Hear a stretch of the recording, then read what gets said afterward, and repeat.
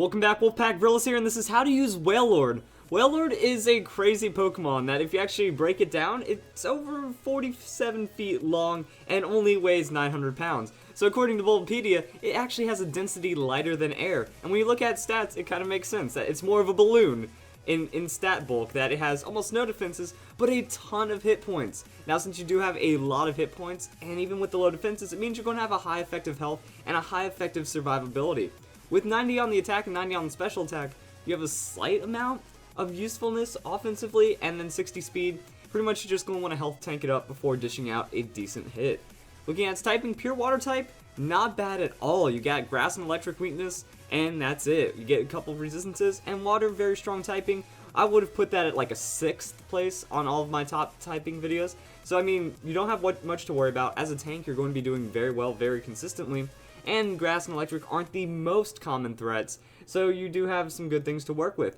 If we happen to Pokemon Showdown, you guys are going to see the same thing I say for a lot of tanky Pokemon, so try not to get mad. But Curse Amnesia, Curse Amnesia, Rest, Heavy Slam, it's still very strong. That Curse is going to be boosting your attack, that Amnesia is going to be boosting your special defense, Curse is boosting your defense, and then you can go into Heavy Slam and just do a monstrous amount of damage, because you have a pretty good weight. And with the Rest and Chesto Berry, you get a nice little sustain gimmick going on until, if you have 3 Curse, 2 Amnesia, you will wake up from Rest with over half health in a lot of cases, unless your opponent is trying to stat up against you, but then that's a war.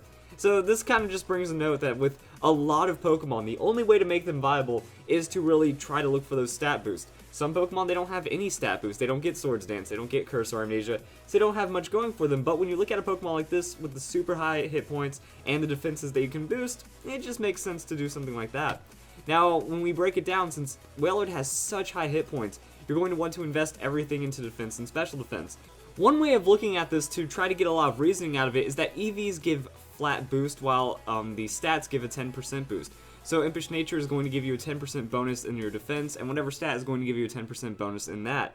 So if you watch, we go from 138 to 207 on the defenses, thus giving you 50% more defenses. However, if you're boosting your hit points, you don't get that much of a boost. You go from 481 to 554.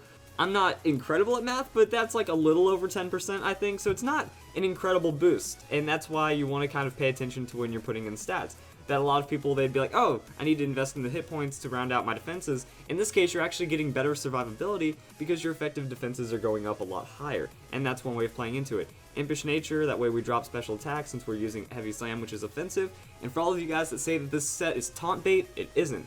Oblivious makes it to where the Pokemon cannot be infatuated or taunted. If you actually lead with this Pokemon and your opponent leads with a Taunter, you might get a free turn out of it if they are oblivious to the obliviousness of Wailord, and it's just one of those things that might work out for you. So this is kind of the best ideal set for Wailord when you set it up like that. But if you don't want to use, another Curse Amnesia, and that's the other thing, like, when I show these stats, you can always pair it with different Pokemon. That doesn't mean that you can have 6 Pokemon that are Curse Amnesia stockpilers. It means that you can have, one of these, like, you can take it as a list, that if you want one of the Pokemon from the Curse Amnesia list on the setup tank, you can put it on your team, then you have a lot of sweepers and support Pokemon complementing it. I'm not saying, like, this is broken, always run every single Pokemon like this. It's just the way of getting the most viability and a lot of setup. If you get Curse Amnesia on a Wailord like this, it can sweep. If your opponent doesn't catch up to you and doesn't have a way of handling it, that's going to do a monstrous amount of damage, and you're going to just be able to run over a lot of your opponent's team. And now we can just kind of look at some other ideas.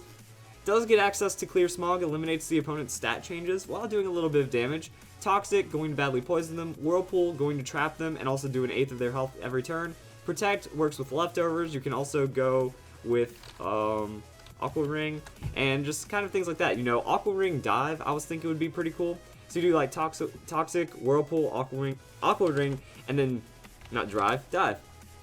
You're going to be, like, you just need to set it up at the right time, Aqua Ring, Toxic, or Whirlpool, Dive. You're going to get a lot of your health back because you're immune for that turn, and then you go up, pop a little damage, then you can go into some kind of other stall, or just another dive, and that's kind of like using Protect. It's just a turn later, and you just have, and there's like a couple more things that aren't as awesome. Like Protect, it's priority, it's a lot better, but Dive is going to give you that extra bit of damage and a little bit of gimmick to add on top of it. But if you want to run Protect, that still works out really nice. That between leftovers Aqua Ring, you're getting an 1/8 of your health. If you're only getting hit 1 every 2 turns, you're getting a 1/4 of your health before your opponent can attack.